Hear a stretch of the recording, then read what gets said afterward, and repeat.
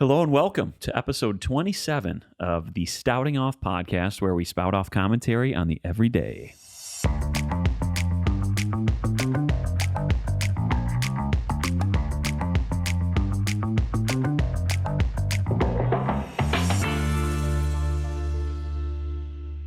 Hello again, once again, and welcome to the Stouting Off podcast. I am your host, now and forevermore. Drew Stoutenberg is the name of me, of course, and I am joined live in studio, as always, by my producer, Jordan. Jordan, how are you? Doing great, thank you. Awesome. We love to hear that. Now, for those of you watching the podcast, you may notice things look a little different, and that's true. They are a little different, and I'll tell you why. We're in Kentucky right now. We took the show on the road, and we began the Stouting Off Tour 2020 with Bardstown, Kentucky, bourbon capital of the world, the birthplace of bourbon. You knew this. Yep. He's like, yep, that's why we're here. In fact, we're meeting up with some friends tomorrow, and we're going to do some socially distant distillery tours and some tastings, and we're excited. And so we're in bourbon country, but you know this already. No matter what's going on in our lives, in our personal lives, we have to continue the podcast. This is priority number one in life, you know? George, how's everything look on set? Is it good? Yeah, Lighting's good. great. Sound is good. Yep. Yeah, this room is nice. We're at a Holiday Inn Express in Bardstown. We just found out from, what was her name at the front desk? Miss Becky. We found out from Miss Becky. We threw the miss on there. She just seemed like she was one of those like types of ladies, just kind of like matronly and grandmotherly, and we just had to give her the designation miss that she deserved. But she said this hotel just opened 3 weeks ago, and it's still kind of got that new hotel smell. Yeah. You know, in other words, it doesn't totally smell like feet, and there isn't like nastiness around. Because when I know Trey Kennedy just talked about this too, which he touched. Did you watch his video? No. He touched on a couple things, but like one of them is like, I suffer from these. Like, I don't touch the remote in the hotel room. I usually get the ice bag and I put it in there. And that's how I operate. I try not to walk around like in socks, or especially not my bare feet. And even so, I have that tendency to, when I pull back the covers on the bed, you know, I'm going to look for hairs and stuff because I've found them before. So I can't play ignorant to that, you know. I have to look. So anyway, I don't think this hotel has any of those issues whatsoever. Nope. It's cool talking at a desk like this too. I read not too long ago that all the late night talk show hosts and talk show hosts in general, regardless of time of day that they are aired, they sit behind a desk because one, it gives you the opportunity to, say, pull out props. In this instance, it's a huge container of smart water. But so you have kind of like a stage that you can kind of pull stuff out on. That's my only prop. Although, do I have that bottle of bourbon anywhere? It's far away. It's it doesn't nearby. matter. But second is that it, what'd you say? It's nearby. It is. When Jordan was closing that bottle of bourbon, he dropped the cork on the carpet. And at first I was going to be like, no, you can't put that. Like, it's dirty now. We got to find a new solution. And then I remembered, new hotel. Carpet's not dirty yet. Not completely soiled. So not all was lost. Second thing is the desk communicates kind of a sense of like I'm the voice in the room. It's kind of got this air of authority, you know, when somebody sits behind a desk, a big desk like this. That's why CEOs have huge desks. Please step into my office. You sit in front of their desk, and they have like a platform by which they can demonstrate and exercise their corporate power. So it's nice. It's nice being at the desk. Yeah, it's good. It's a good look. It's nice. We rearranged this room. Oh my gosh! The housekeeping is going to come in here and be like, everything got moved. Lamps got unplugged, moved to other parts of the room. Furniture got rearranged. We pulled the desk out. Yeah, we went for it. But We'll you know, show you a little snapshot. yeah, we'll show you a snapshot, Jordan. If you could just make a note to overlay that on the video. It's nice being here though. So yeah, Bardstown, Kentucky, bourbon capital of the world. And maybe I'll talk about that later because I have some thoughts on that. But without going into too much further detail on that, Jordan, do you remember when we when I made curry at your house that one night. How could I forget? You and exactly. Jordan and Monica were blown away. Dude, how's my hair, by the way? I got a fresh fade, and I keep catching glimpses of myself and reflections and stuff, and I don't know how I feel about it quite yet. But it feels fresh. Like, it feels fresh to the touch. So on the curry night, Jordan and Monica were like, wow, this is great. Blown away. And Monica was like, Drew, we got to find you a girlfriend. We got to, like, you're out here, you know, good guy, walks the walk, talks the talk, had, you know, good job, and you've got good friends and good head on your shoulders. You can cook. And I'm not just tooting my own horn. I'm just saying that was kind of the spirit of the discussion. She's like, we got to find you a girlfriend. She's like, I'm in this podcast group, a community group on Facebook. Okay. She's like, I'm in this community Facebook group, and there's about 20 to 30,000, mostly women in this group. The podcast itself is this podcast host. Am I boring you, Jordan? Did you hear Jordan's yawn on the mic? Did you He's hear like, get this story over with. I don't even think you know where I'm going with the story. She's like, I saw him check his watch during the yawn. Next. You got a cue card. Next topic. I'm laying on a fold-out bed. Dude, when were you able to recline that chair? I didn't even know that chair reclined.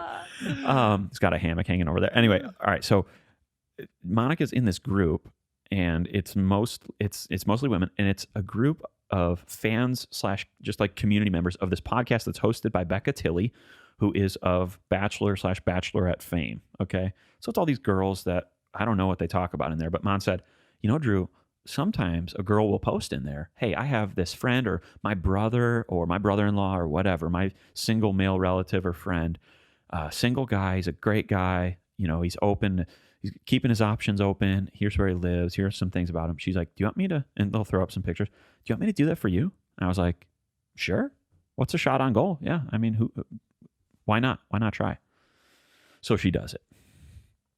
Of course, I wrote the synopsis. It's no big deal. But so she posts it, and I don't know. She was getting some engagement, right? Yeah. But the great thing about that too was that she was kind of buffering, and she was kind of the funnel through which all of the leads came. So she knew that some would just be a for sure no, and so she was like no, respectfully, and you know, like in a very kind and honoring way. But then she's also like, Drew, I've got, you know, these leads here, like these, here's this girl's story, here's this girl's story. I was like, this is cool, you know? And so anyway, that's going on, and I get a follow on Instagram. Now, Mom didn't include my last name or my social media contact info or anything like this on this. So, of course, this person, I got a follow on Instagram, okay? And it's a beautiful, what appears to be single girl, and I'm pumped, you know, like, let's go. She must have been, you know, she's got like this little bio. It's like she's got the same faith and all these things. I'm like, that's great. And so I DM her, and I'm like, hey, what's up? You know, did you find my Instagram from Monica's post in that group? She's like, yeah. So of course what she did was went to Monica's friends on Facebook, looked up Drew, probably found me, first, last name, looked it up on Instagram, boom. And boom. Okay. And my watch on the desk. So we talk, we're texting a little bit, gives me her phone number. I'm like, cool. Well, I asked for it, but she gave it to me. And we text a little bit the next day. We FaceTime the next day, a little happy hour FaceTime. We text. It goes a week. And I'm like, hey, a week of knowing each other existed. You know, this is great, you know. She's like, yeah, totally. Like, it's awesome. Like, what do you want to do to celebrate? It's like all flirty, chatty, you know. Within the hour. No, it wasn't within the hour. It was within the same day, though. Within the same day, I get another DM on Instagram. I go to the requests, open it up. Hey, bro, stop talking to my girlfriend. Her name is blank. I was like, huh? It's this girl. It's the girl. And I was like, huh? Now, at this point, I really wanted to rub this guy's nose in it because he came at me, you know. Right. Yeah. I didn't know this girl was dating somebody. Why would I ever think that? She followed me based on the pretense of knowing I was a single guy, chatted and like agreed to FaceTime and like was asking me what I'm looking for in a girl and stuff like this. I had no reason to believe this. So I am pissed that somebody came at me because it's almost like questioning my character, you know? Yeah. And so I really wanted to be like, well, that's funny. When she was asking me what I was looking for in a girl and talking about how she was stuck in the city that she's in, she never talked about a boyfriend. She never talked about you. So you'll have to forgive me, but I didn't say that. I chose to take the higher road and just instead slam this guy on my podcast. No, I'm just kidding. I guess that is what I'm doing, but I'm not really slamming. No. So I said back, hey, totally didn't realize that this person was seeing that had a boyfriend, whatever. Never talk to I'll never talk to the person again. Good luck with everything. Catch you later. He said, thank you, to be fair. So I respect the gentlemanly conduct at the end. But was it thank you or thanks or TY? It was just a thank you period. It was thank you period. So, I mean, straightforward, professional. Yeah. Kind of abrupt. A bit, I mean, you could take the note, I mean, you could take that kind of text as somewhat abrasive, but I mean, it's straightforward. The guy he probably didn't want to be messaging me that in the first place. He probably didn't want to be like, hey. But he came at me with this tone of like, I'm not kidding. I'm dead serious. You stop talking to her. I was like, dude, I didn't even know that you existed. So that's cool. That was the front runner actually for that little social experiment. So we're back to square one. You know, sometimes things happen like that. Like sometimes people can find like a meaningful relationship, but I think it's just got to happen. 90% of the time, I think it's just got to happen, you know, in the natural course, in the natural way of doing life, you know. I really doubt I would find somebody online. I think it's got to be just somebody who knows me in real life and vice versa, you know? Yeah. So that's a cool story. Loved that. I deleted her phone number and unfollowed on the socials and removed her as Has follower. she tried to reach out since? No. Not at all, huh? No, so they must have had a talk. Come to Jesus moment, you know? So that's cool. Love to see that. But I was pumped. You know that. Firsthand. We were pumped. Yeah. The whole team was. Yeah, the whole team was. We were all stoked. Baby girl. Baby girl of 7 days, man. Cheers to her. I spit it out. That's great bourbon, by the way. It is.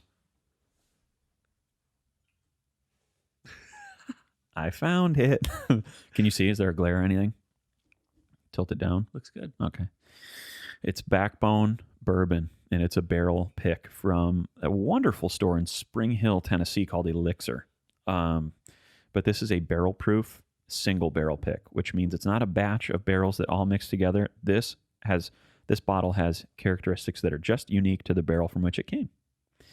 And it's also barrel-proof, and it's also finished in a sherry barrel, which means after it's done aging its normal process in oak, they take it and then they take that barrel and they pour it into a barrel that once aged sherry or once housed sherry, which is like a fruity, it's kind of like wine, right? Yeah. Or it is wine, maybe? I don't know. Truthfully, I don't know much about anything, but if you have the desk, you can fool people into thinking you know what you're talking about. It's really good though. Backbone Bourbon. Don't love their branding, but it's made in Indiana, Lawrenceburg, Indiana, which probably means it's MGP, I would guess. Isn't that right? And then it's bottled here in Bardstown, bourbon capital of the world. And here we are. Kentucky. And here we are. When we were driving into town, Jordan was like, it almost smells like bourbon in the air. You know, didn't you say that? This kind is of such does. A cool town. It is. Small town. And there's just so many food options too. That's the cool thing. There's just so many places to eat. True. So listen, we got into town tonight. And of course it gets dark at 4 p.m. now. So it felt, by the time we got here at like, what time was it? 8? 7:45, 8? Yeah. Somewhere in there. By the time we got here, it felt like we were in the car, you know, from 10 p.m. until 2 a.m. It felt really late, to me at least. And it still does. But we're famished anyway from the drive. And we're like, cool, we're on Yelp. A lot of cool sounding places. Bourbon Brick Oven Pizza, another place called the Rick House. All these cool places. We're like, yeah, we're asking the front desk people. They're like, yeah, you got to check out. In this place, in this place. We're pumped. Spirits are high. We're excited, and so we go to the first place. We can't even find it. It's one of those situations where Google Maps completely led us astray. We were hoodwinked, bamboozled, led astray, and you almost dropped the computer there, dude. The computer almost slipped out Jordan's lap while he was laughing. It didn't even move. You were dozing off. Probably you fell asleep. It was one of those like you wake up like jerking from a dream. I do that all the time, and it usually ends up in me biting my tongue, unless of course. Usually I jolt awake, and it usually ends up in me biting my tongue. Unless, of course, those of you who have listened to a few episodes, you know I wear the bite guard for that very reason. But many a time I've fallen asleep without it, and I wake up like this and biting my tongue. It's great. We go out looking for food. First place we can't find on Google Maps or Waze or on Apple Maps. It was a dark parking lot. I was pissed. It was a dark parking lot with no storefronts. It looked like we were on a university campus, and it was supposed to be like a cool bar. Second place we go to, it looks open. We go up to the door, dead bolted shut. Cool, locked. We look across the street. What was the place called? Mammy's Kitchen. Mammy's Kitchen. It looks and sounds like the most sweetheart local watering hole of all time. Christmas lights in like this. As you walk up to it, there's Christmas lights in a back patio area, kind of like a beer garden. It looks really cozy. Nobody's out there. And we're like, I wonder if it's open or not. And we look to the double doors to get inside, and it's not only locked, it's wrapped up in chain with 2 padlocks on it. It looks like somebody, like it was boarded up, like indefinitely. Like the building was damned. The property is unfit for human habitation. Abandoned. It was abandoned. So strike 3. Now, normally you'd say strike 3, you're out, but we don't give up quite yet. We say there's one more place that the people at the front desk actually gave us a glowing recommendation of, the best one. We go to find this place. We're rolling up on it, and the whole strip mall in which it sits is pitch black. And not just pitch black, there's like drop cloth, and it's like under construction, and not even the construction workers are there. There's not a soul to be found on this entire property. We couldn't even see it.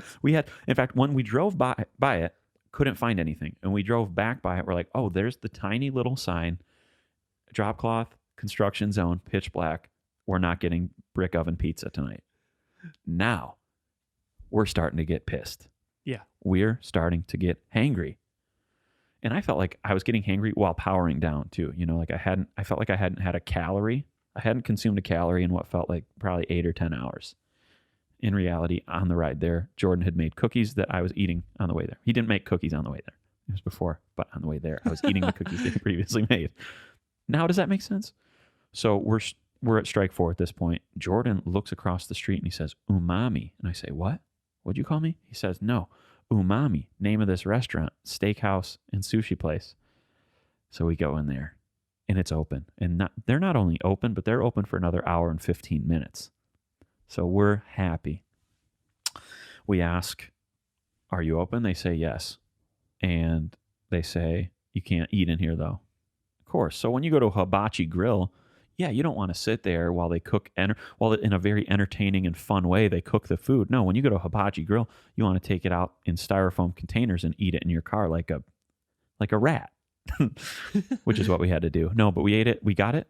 And then we ate it in the hotel lobby. But it was really weird. When we were checking out or cashing out or whatever, Jordan had a bag of food and I had a bag of food. And the guy, probably like either an owner or the owner's like son, he probably was like around our age. Yeah. He was asking us, do you want any soy sauce? Do you want any this, yum yum sauce, chopsticks, forks, whatever. But he was only addressing or only listening also to Jordan. I was like this, yeah, well, how about 2 forks? And he would just look at Jordan and be like, would you like any forks? I'm like, yeah, no, I said 2. He's just, how many forks? Okay, great. And then I'm like, can I have some soy sauce in there too? still looking at Jordan. Would you like any soy sauce? I'm like, dude, did I look at you the wrong way when I came in here? Did I give you a? Yeah, I thought you pissed him off. Did I? No, like I thought that. Yeah, I was like, man. But then when he went back over to you and asked you what you wanted, he was like, sorry, separate bags. Yeah, Or something yeah, like that's that. what he said. He was like, he didn't say sorry, separate bags, but he's like, I do separate bags. I was like, okay.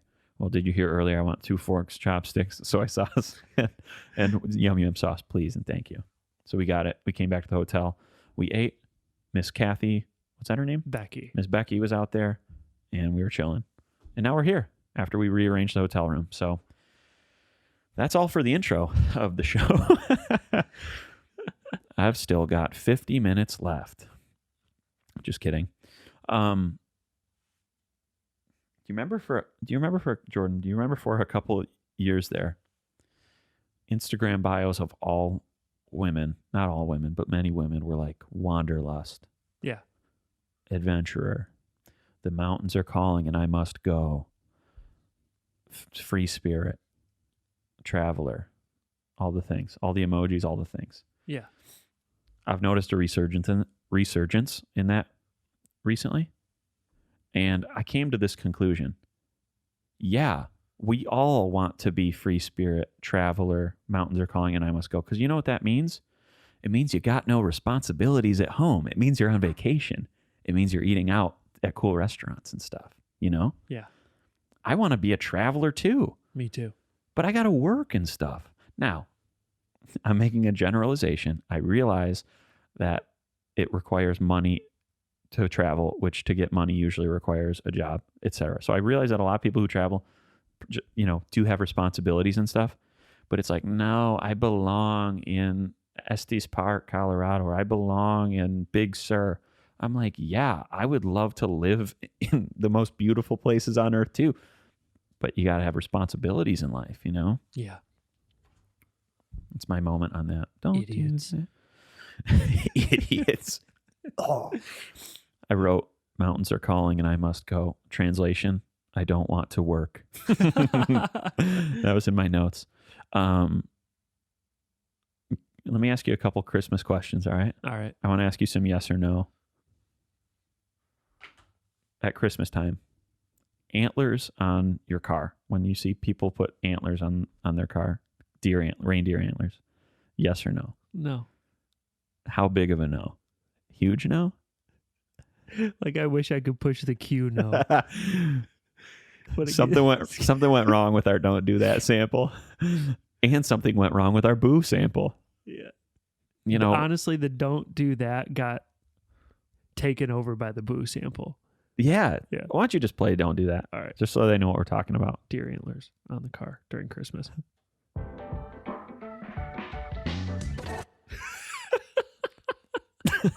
I don't know if you listen, if you can hear at that speed, but it said don't do that real quick. Don't do that. Deer antlers on cars, don't do that. Unrelated to that, well, unrelated to Christmas, related to that, when people, have you ever seen people put eyelashes on their headlights? Yeah. Huh? Don't do that, especially. That's even a bigger no for me than antlers on cars. What about the Rudolph? Some people have put the red nose on their front end. Just don't decorate your car. That's kind of it. I think that's it. Yeah. That's a good rule of thumb to live by. The fuzzy dice, like all the stuff on the inside, let's do what you want. Anything To on each the his outside, own. Yeah. Now I got to look at it. Now you're putting me in a situation. now you're making me laugh. Now you're making me laugh at you. Wine advent calendars. Have you seen these? Yeah. A little wine sample for Yeah. each day leading up to Christmas. What do you think? Yes or no? Yeah. No. How big of a no? Smaller than Yeah. reindeer. antlers. Yeah. I love the concept actually, but it's, I don't know. It just seems weird to slam like a little shooter of wine every day leading up to Christmas. My mom used to, my mom made a calendar for me growing up. We put it up December 1st every year. Oh, cool. And each day was a Hershey kiss. But like it was for myself, my brother, and my sister. And So you guys there would were have to 3 split the Hershey, kiss? No, there were 3 Hershey Kiss kind of like wrapped in a ball. Oh. We were each a certain color, Cute. What color were you? Do you remember? green. What- So I would go pull it off. And eat Adam the was Hershey red? Kiss. Christy was silver. Yeah, I was like that. It's all right that Probably I just pulled Adam that out of Silver. thin. Christy red. Adam Silver, isn't that a person? Pretty sure that actually is a person. That's Adam Sliver. The lumberjack Adam Sliver. Listen, guys. Adam Splinter. Adam Splinter. Buying a puppy for someone for Christmas. Yes or no? For someone you don't know? No, for someone you do know. With their permission? Now that's a gray area. I've seen a lot of puppies get gifted to people for Christmas. A lot of puppies over the years. And I have to imagine sometimes those puppies have been given as a gift without the person knowing, without having a discussion. I don't know.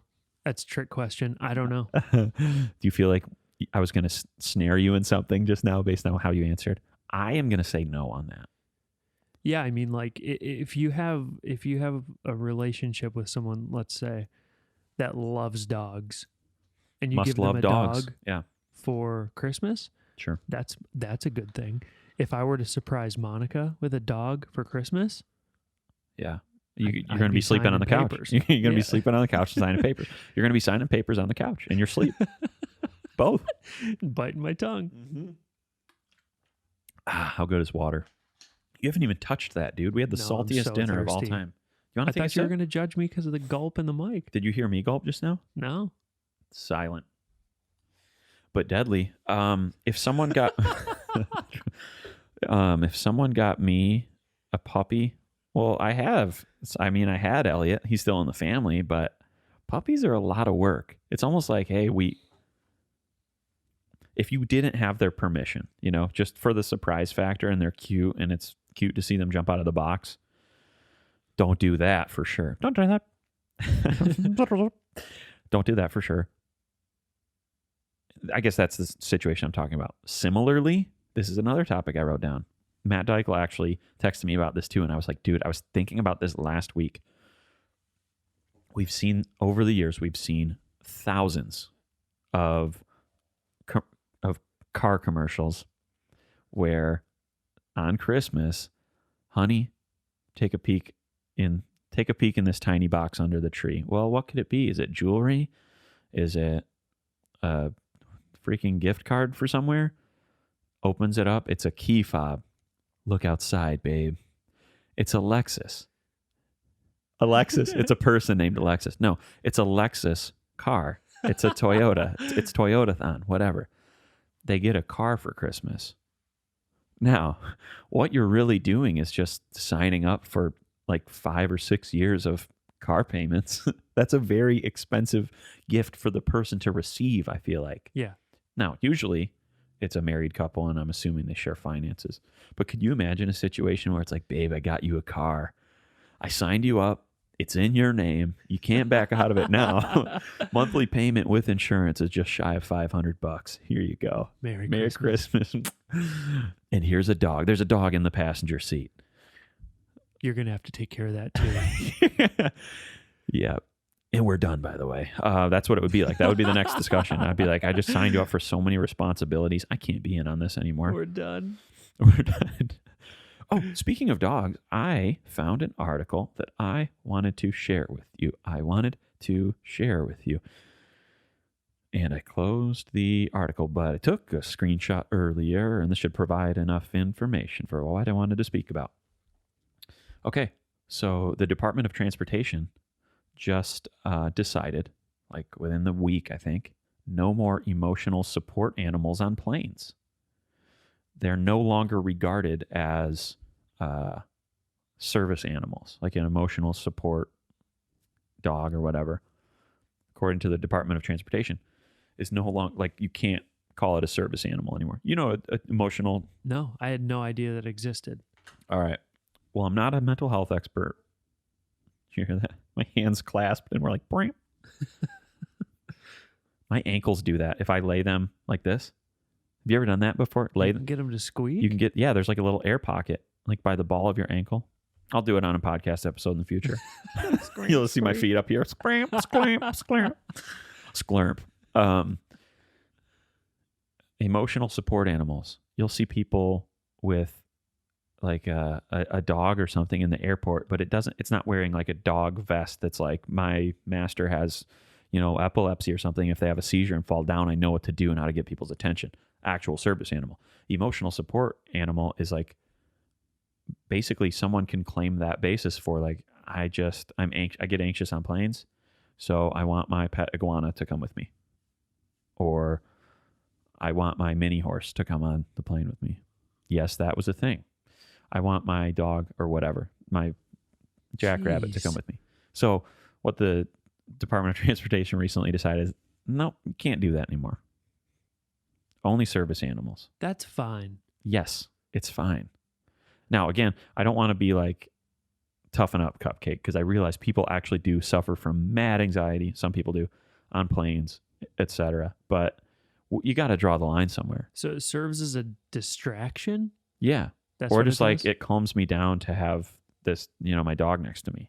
Yeah. I guess if it's like a perfectly behaved dog. Yeah. I get anxiety on planes, so I'm going to add another responsibility to my flight. It's my puppy that I got for Christmas, and my jerk boyfriend got me. Yeah, but you got to draw the line somewhere, or else people are going to be on the plane with a mini horse. Whatever. Yeah, true. Now, you can fly with your dog in the kennel thing. True. That's I would fine. never want to put my dog like in baggage, like in checked bags, though. No, In the- I mean like in the cabin. Can you? Yeah. They can just sit on a seat Yeah. in the container. Yeah, and yeah. Container, by the way. I guess that's what it is ultimately. Contains the dog. Do you like this bourbon? It's great. I'm really enjoying it. I normally don't like finished stuff, like when it's put in like a wine barrel or something after. Okay, so I found some funny headlines. And without reading the articles too much, I just wanted to run them by you, see what you thought. Actually, I want to send you that picture first. No more emotional support animals on the plane, if you can believe that. Where are you at, buddy? You're in my recent somewhere. Anyway.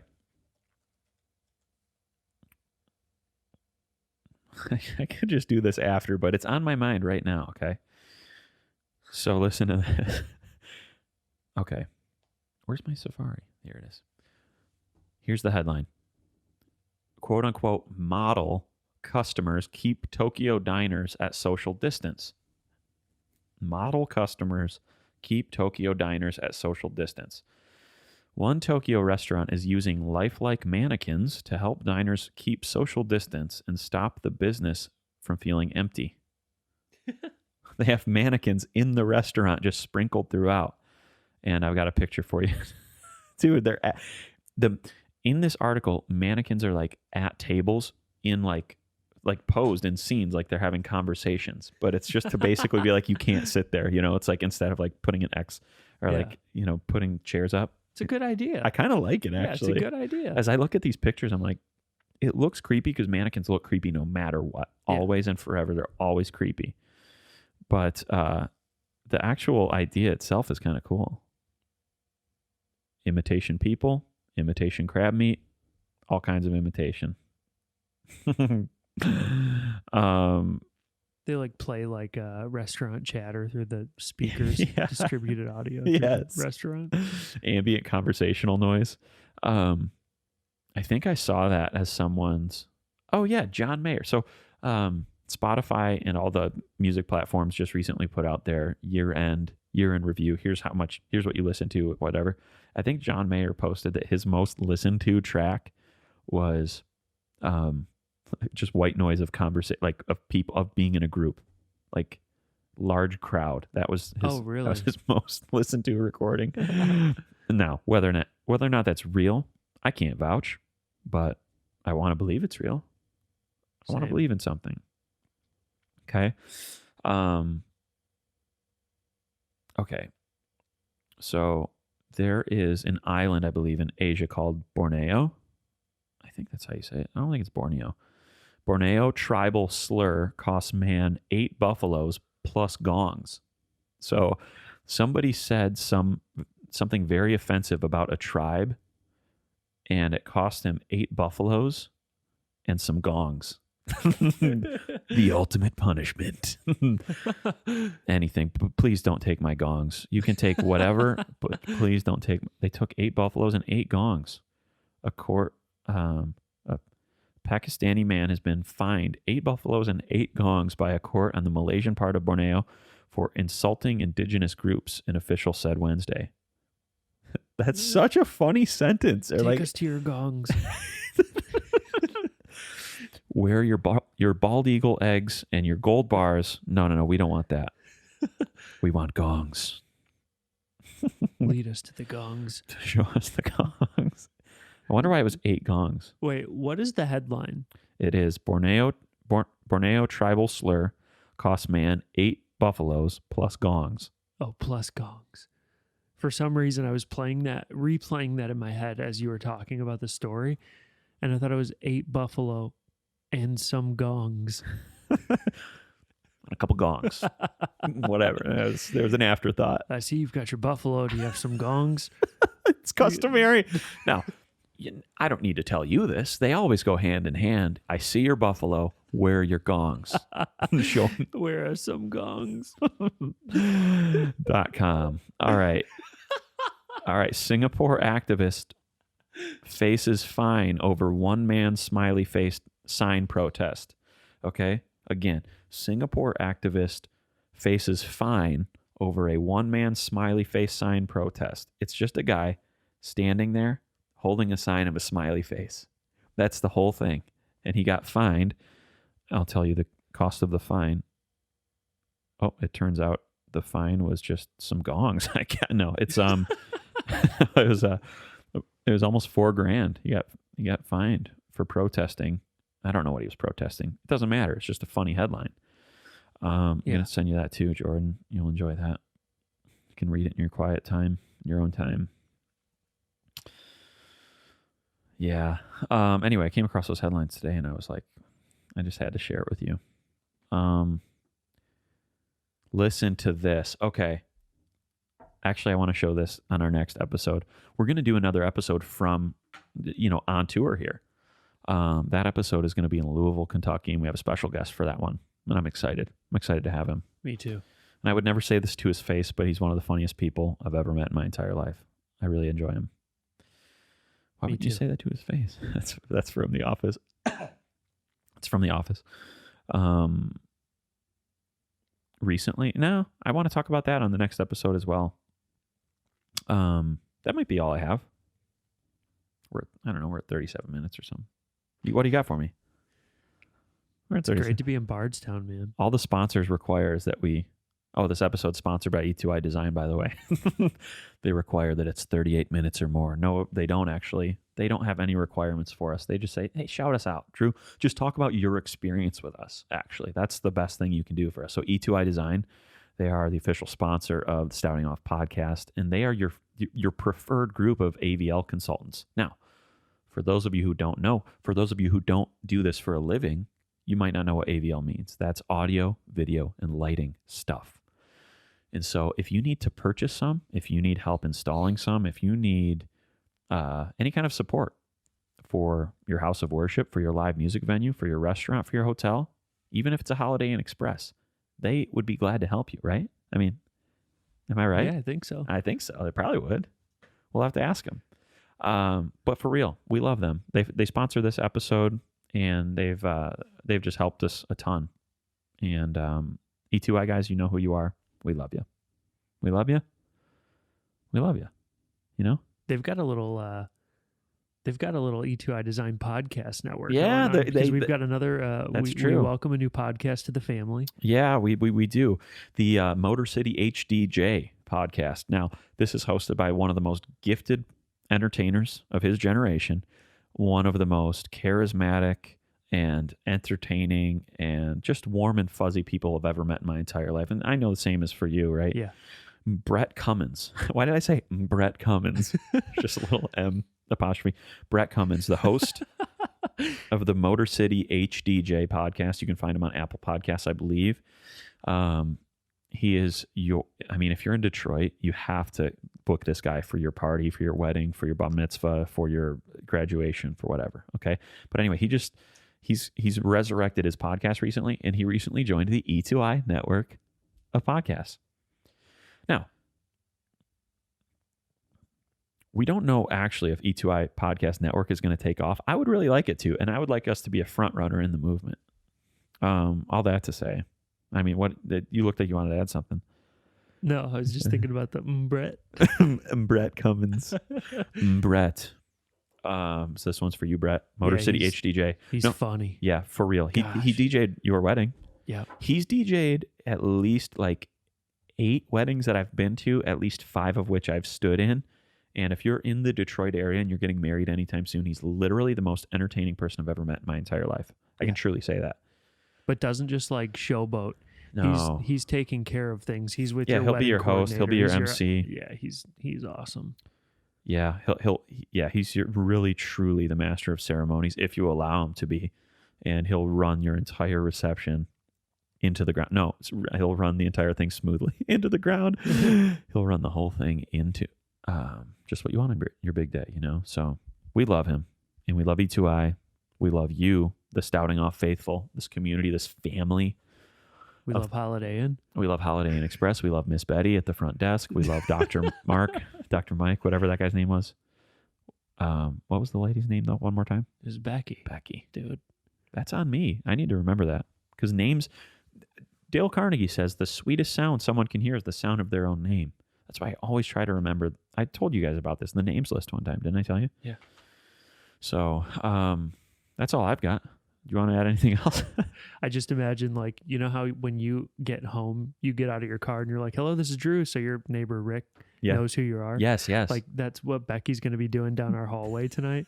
In the hallway. Housekeeping, this is Becky. It's Becky, Becky. And I'm just, we get it. We get it, Kathy. Listen, it's 1 a.m. Why are you here? She's doing that. I'm glad she doesn't know, because that's the worst thing is when someone knows that you don't know their name. Yeah.